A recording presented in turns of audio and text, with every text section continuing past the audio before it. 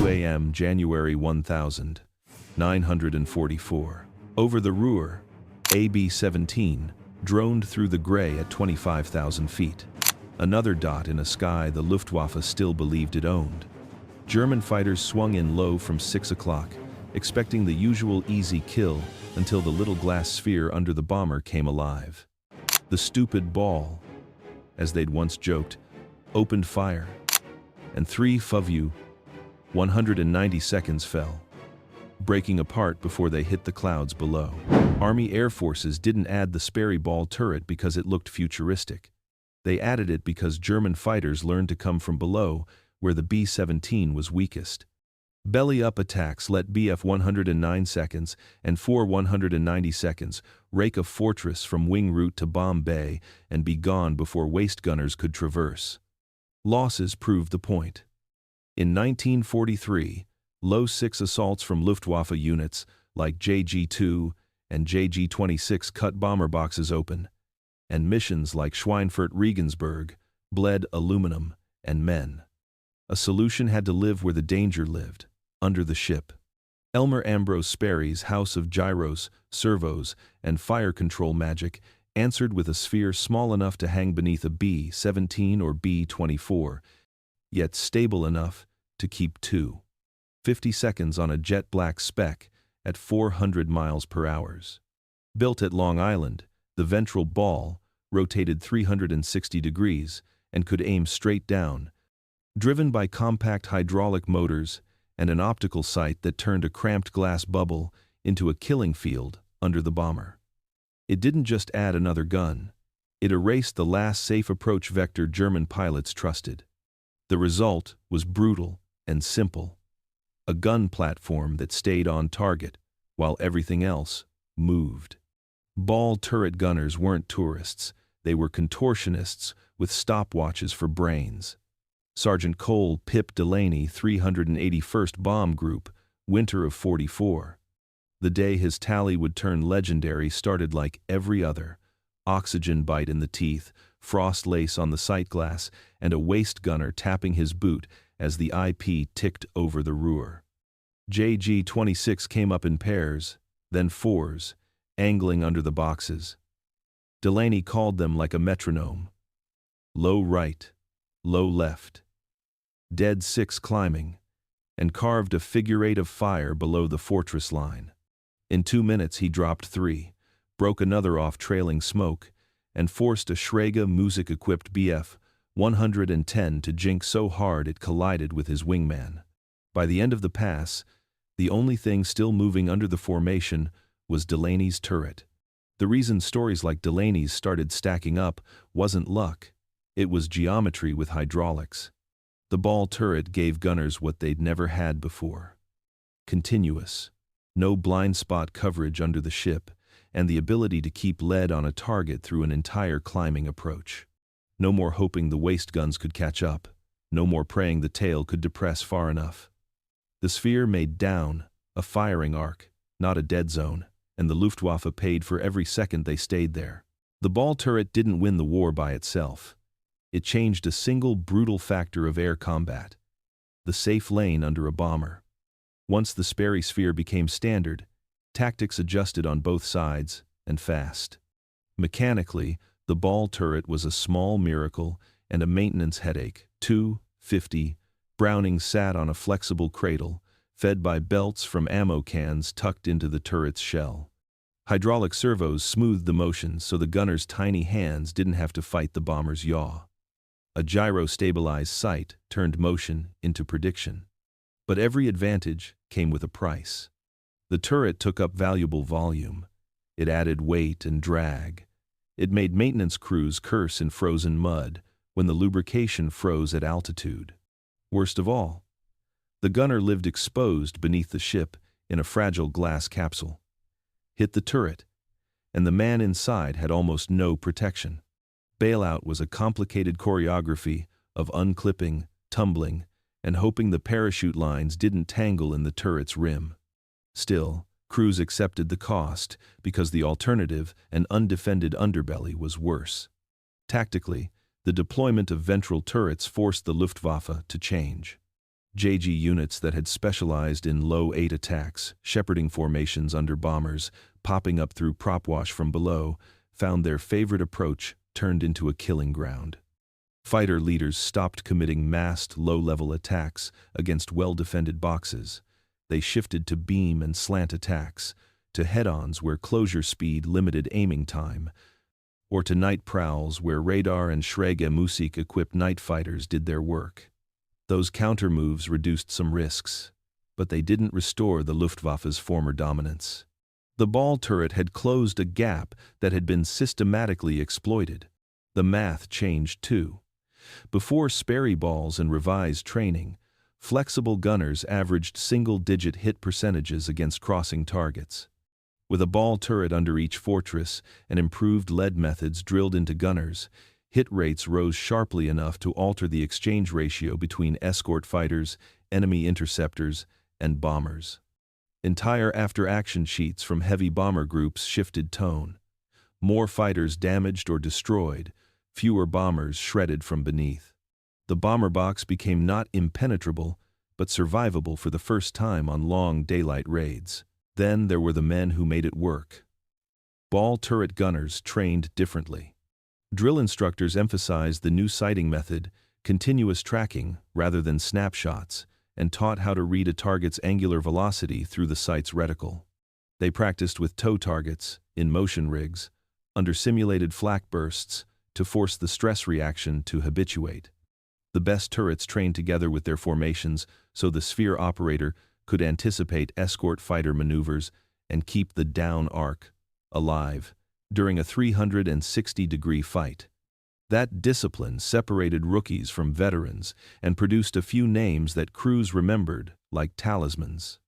Sergeant Cole "Pip" Delaney became one of those names, the sort of man stories made bigger by the telling. On a gray February run to Leipzig box tight, flak-heavy Delaney's bombardier called a running gunfight. Waves of 109 seconds peeling upward to slice into the formation's undercarriage. Delaney's turret made contact after contact. He trained his sight on the tiny, angular movement of each attacker, kept the reticle ahead of their noses, and burned tracer lines that convinced pilots they were flying through a wall of lead. In 10 minutes of chaos, the squadron recorder logged 15 enemy aircraft, either spiraling away, smoking, or slamming into the sea. Crews on the squadron swore Delaney had done the impossible. Analysts later argued the truth was blunter, consistent geometry, relentless training, and a turret that could hold lead while the rest of the world bucked. Delaney didn't become a medal poster overnight. He became the man other gunners measured themselves by. The Luftwaffe learned too. Pilots adapted flight paths, favored higher deflection angles, and tried to coordinate multi-axis attacks so the ball gunner couldn't track every vector. Night fighters and fast rockets complicated the air war in 1944. But the simple fact remained. When a heavy wave of fighters tried to work the low 6 in daylight, Sperry's ventral gun often made that lane lethal. In other words, the ball turret didn't just shoot more planes. It forced the enemy to rethink a whole class of attacks. Where that tactic had been cheap and effective, it became expensive and risky. There were tragedies. Gunners lost when a burst ripped the plexiglass, when a turret jammed and the man inside couldn't bail in time, when a flak strike severed hydraulic lines and left a ball turning like a frozen planet. The human cost tempered triumph. But measured against the months of missions that returned intact, crews to fly again, planes to load more bombs, the payoff was decisive. Bombing doctrine shifted. Planners stopped assuming vulnerable underbellies and started accounting for continuous defensive coverage. The bomber box, once a bloody target, became a tougher proposition for attackers, buying the 8th Air Force the chance to finish the strategic campaign. The Sperry ball turret didn't invent aerial gunnery's solution that came from a mix of engineers, psychologists, and seasoned gunners. But it supplied a critical piece. A stable, predictable firing platform where human reaction met mechanical steadiness. Combine that with training that taught gunners to lead, to trust the sight more than their panic, and you got results. Hit rates that had once been a few percent climbed into the teens and then the 20s. The difference between surviving and perishing wasn't a single innovation. It was a system turret. Training.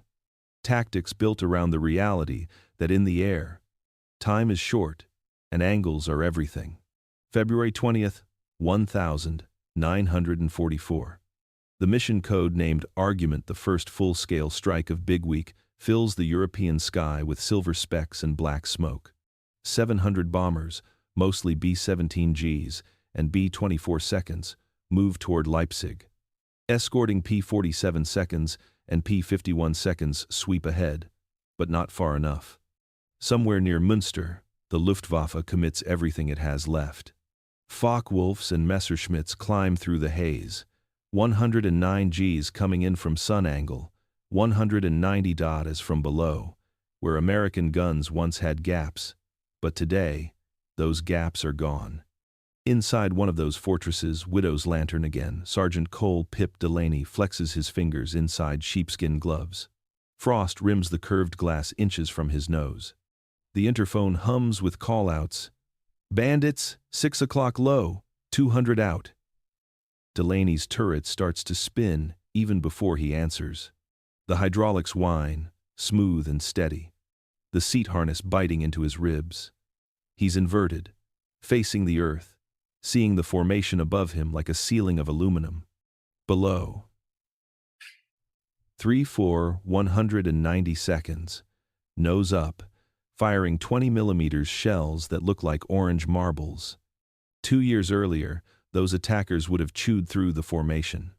Today, the ball turret's sight locks into the curve of their climb. Delaney depresses his foot pedals, the whole world rolling around him. The sight's red reticle floats ahead of the leading fighter's nose. He doesn't aim at it. He aims where it will be. He squeezes the trigger. Twin Brownings bark 800 rounds a minute, tracers crossing paths in long orange threads. One finds metal. The lead 190 shears upward, leaking glycol, its propeller windmilling before the canopy blows off. The second peels away.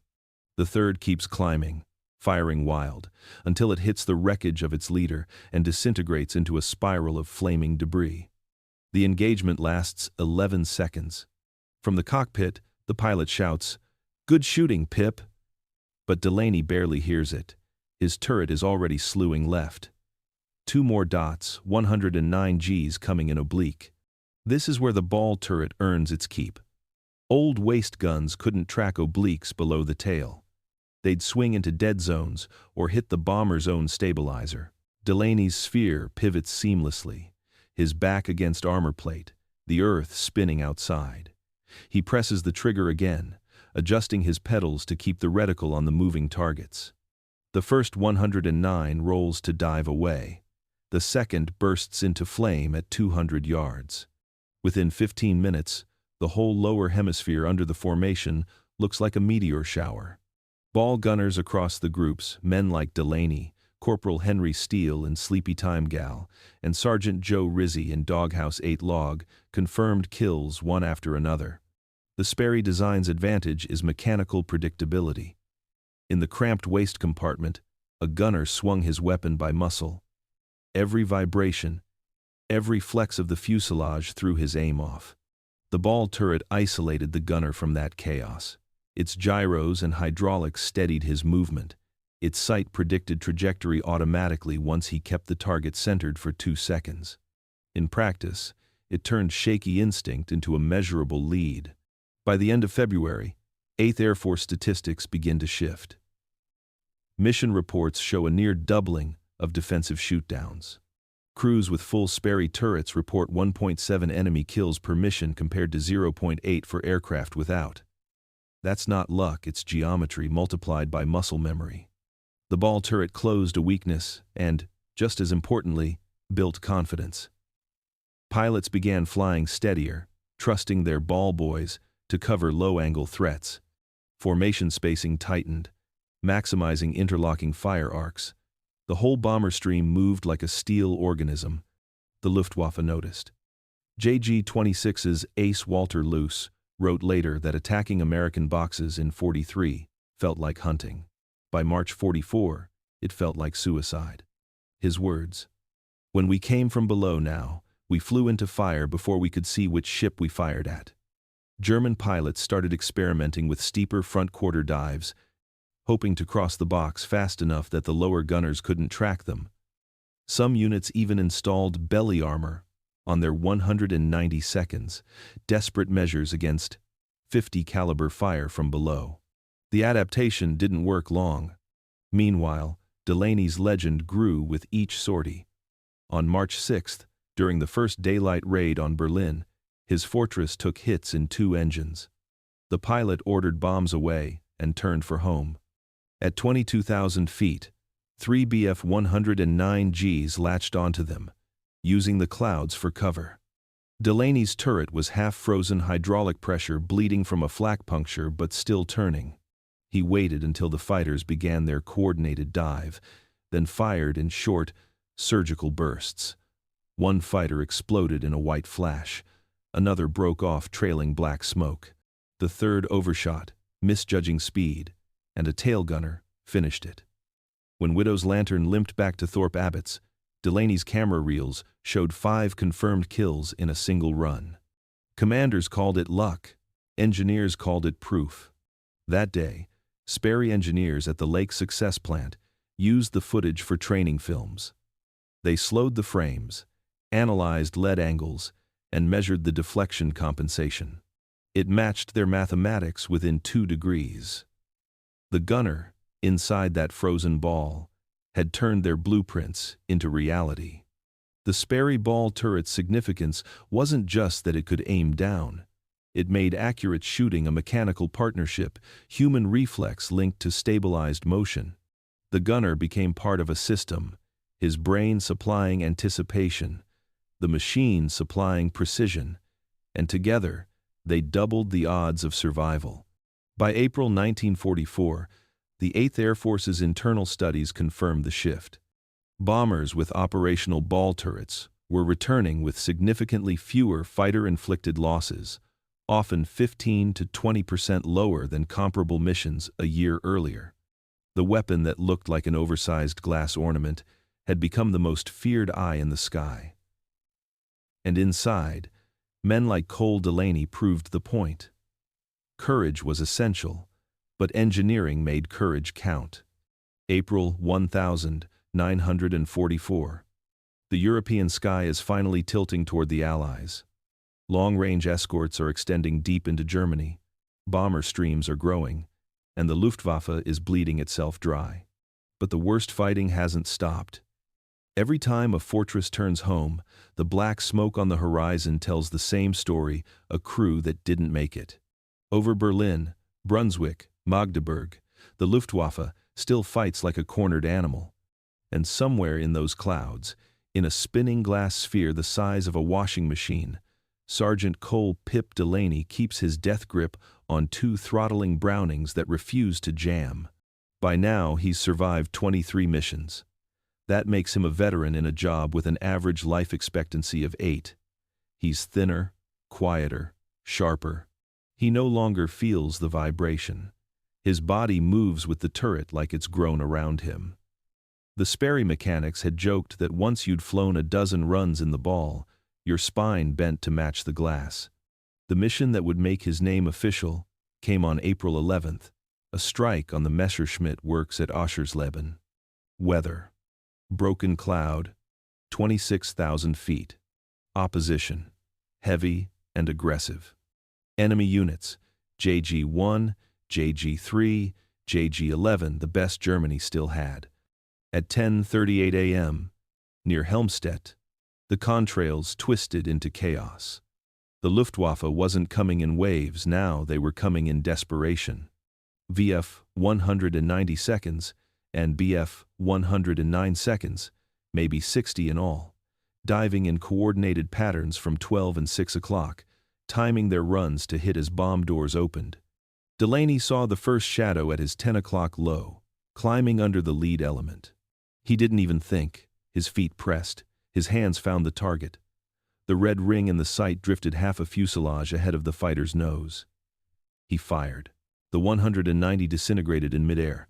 His guns raked a second fighter crossing behind it, the rounds walking from tail to canopy until the engine burst. He didn't stop to count. The turret kept moving, smooth as breath, the guns almost an extension of his heartbeat. The fortress above him took a hit to the wing. Smoke vented into the slipstream. Delaney ignored it. His eyes tracked movement, reflexes doing math faster than any gunsight computer could. For the next 6 minutes, he shot continuously, short bursts, changing elevation by instinct. His voice crackled over interphone only twice. Low right, coming up fast.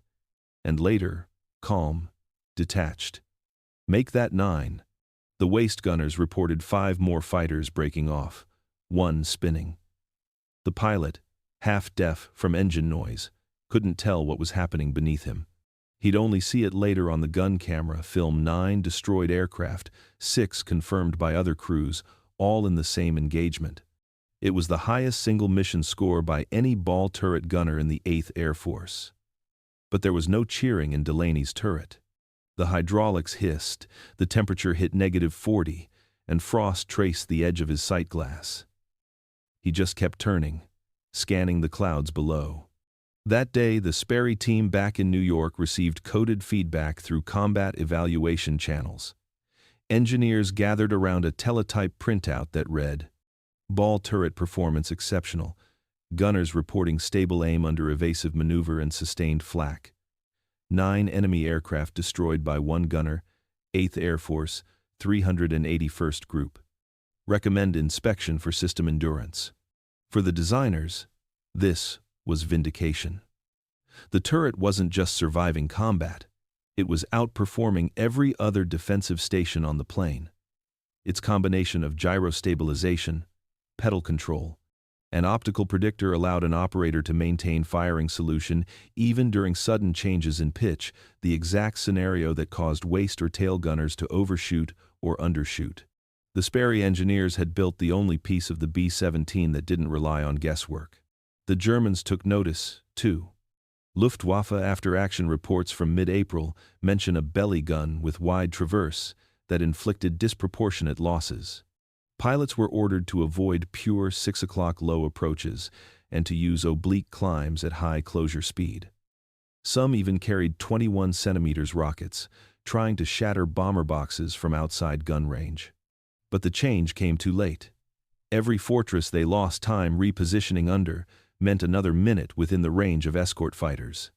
After Oschersleben, Delaney was pulled off flight status temporarily for evaluation. His guns had burned out their barrels mid-mission. When the crew returned to Thorpe Abbotts, the armorers found his ammo boxes melted from heat, his gun barrels warped, and his firing solenoids nearly fused. He'd fired over 2,800 rounds in a single sortie. The barrel replacements were logged as non-standard thermal fatigue, an engineer's euphemism for impossible. His commanding officer called him into the briefing hut. "You realize you shot down more planes than some fighter squadrons?" Delaney shrugged. "I wasn't counting, sir. I just kept them off our tail."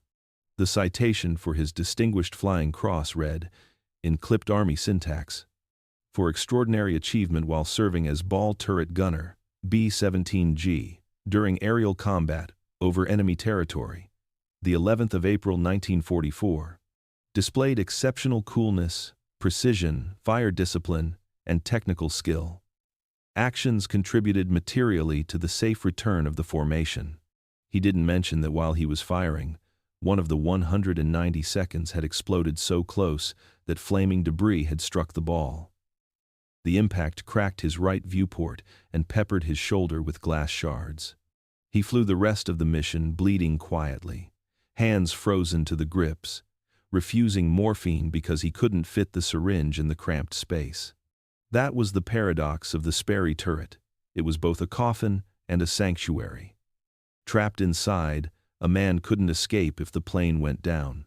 But as long as it flew, he was the safest one aboard, protected by armor plate, self-contained, disconnected from the chaos above. Delaney once said it felt like living inside a bullet that shot back. In the weeks after Oschersleben, The numbers confirm the transformation. The 8th Air Force recorded a 40% reduction in bomber losses compared to the previous autumn. Hit rates from lower gun positions had nearly doubled. Commanders began requiring that all replacement B-17 seconds arrive equipped with fully functional Sperry systems before assignment to combat groups. For the Luftwaffe, that meant every new fortress over Germany carried a gunner capable of doing what Delaney had done. The tide was turning, and the weapon that made the difference weighed 600 pounds and fit one man like a glove. May 1944. RAF Bassingbourn, England. The 381st Bomb Group is repairing bullet holes faster than it's painting mission tallies.